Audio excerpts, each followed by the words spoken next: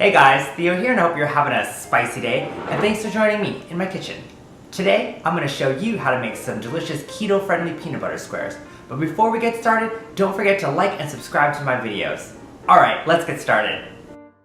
Mix together your all-natural peanut butter with your coconut flour. Then add your keto-friendly sweetener. I used Swerve. Then add in your vanilla extract and a pinch of salt. And mix until you can't see any more flour. Transfer to a parchment-lined baking sheet. Then, using a spatula, create a single layer for your peanut squares.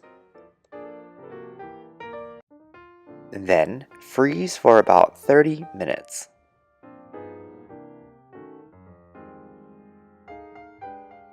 In a separate bowl, mix together your melted chocolate and coconut oil. Pour your chocolate mixture on top of your frozen peanut butter squares. Then, spread your chocolate into a thin layer.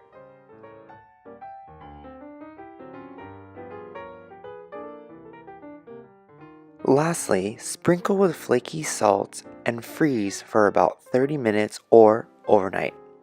Alright guys, once you've popped these in the freezer for about 30 minutes and letting them harden up, they're ready to eat. You just cut them into squares and let's see how they taste.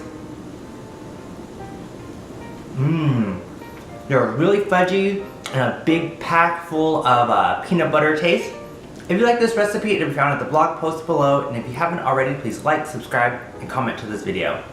And as always, keep it spicy.